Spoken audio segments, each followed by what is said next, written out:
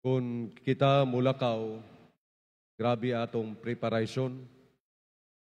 Bisan gani kaninyo mga ginikanan, no? Kung mo eskwela o lakaw ba ang inyong anak, naagyod ang pagpangandam. Nga puno kayo siguro ang mga bag o sa panadinha nga matawag nato nga pagpangandam kung mulakaw. Makatingala kayo diri sa Ebanghelyo nga mingon ang atong Ginoo nga lakaw kamo gisangyaw nga hapit na maghari ang Dios, ayaw kamo pagdalag bisag unsa. Unsa may implikasyon niani makaigsunan. Ang implikasyon niani nga dili ta magsalig sa atong dala, kundi magsalig kita sa Ginoo.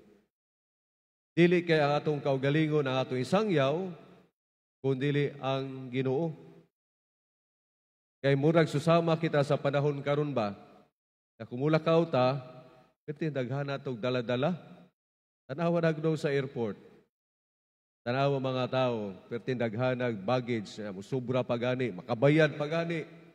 Kung magdala og mga baggages kay sobra ra kaayo. Unsa man day ang implikasyon nianing tanan alang kanato makaigsunan nga ang pagsangyaw sa mayong balita mao kini nga dili ang atong kaugalingon kundi ang atong Ginoong Hesukristo. Pagpasabot ini kasama sa atong Ginoo nga nagsangyaw siya, ang pulong sa Dios ang isangyaw. Ikaduha nga punto nga tan-aw nako diha sa Ebanghelyo labi na sa atong kasaulugan karon kang Bernabe. Unsa man ang makita nato kang San Bernabe, nga giingnan siya nga, i-describe siya nga he is an encourager. Nga siya, nagahatag og pagtulunan ngadto sa uban.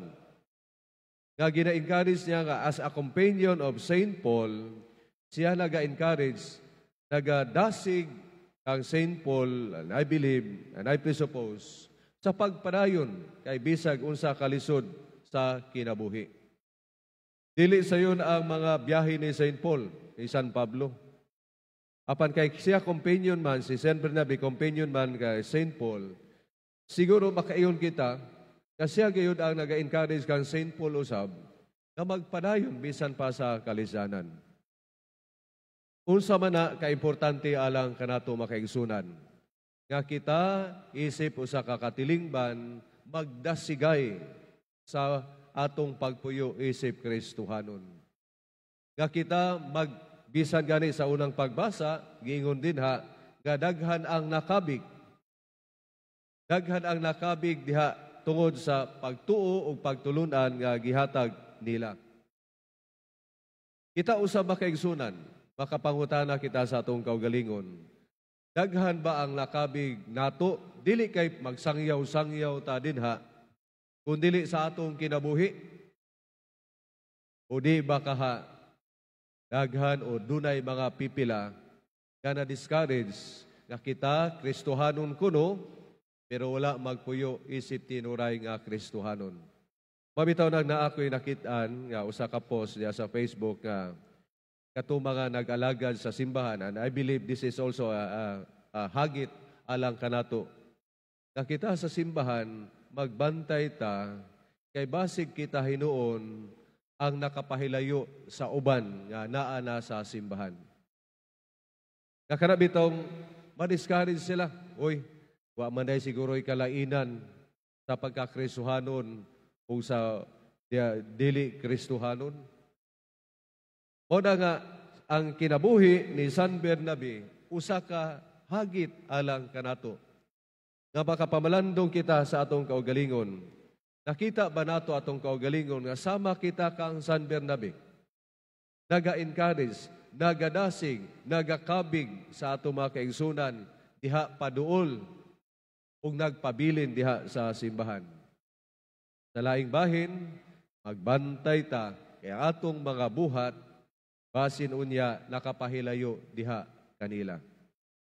Bisan sa reading, the other option sa reading karon nga ang balaod nga gihimo niini atong tumanon aron nga dili lang kita mismo mo'y nakatuman sa balaod, kundi nahimo kitang ehemplo alang sa uban.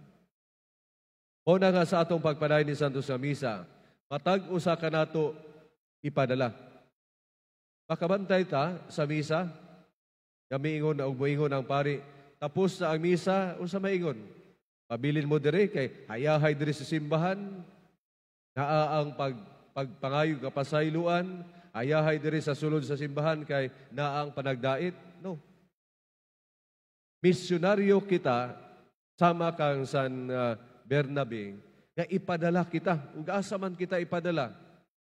Dili gani kinahanglan na magsangyaw-sangyaw ta pananglitan diha sa mga kadalanan, kung dili sa atong balay, sa atong gitrabahuan, asa man kita.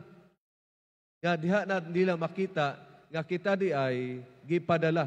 Mao man nga akong always akong gi-emphasize nga sa panahon sa misa kanang dismissal, atong bantayan ug atong hinumduman nga miingon ang pari, tapos na ang misa, dad-a ang kalinaw ug gugma ni Kristo. Very significant kay nang giningon dad-a. Kay unsay atong natagamtaman diri ug na-experience diri sa simbahan, ato ning pagadalon, dili kay mura ning sinina nga pwede natong ibilin ra. Nga atong pagkakristohanon, dili kay mura ni siyang sinina nga pwede natong ibilin, pwede natong suoton o dili. Kundi nahimo ng kabahin sa atong kinabuhi. Nga bisan asa man kita o bisan asa atong pagabuhaton, makita nga kita kristohanon. Bugat-bugat gyud ay ning pagka-kristohanon.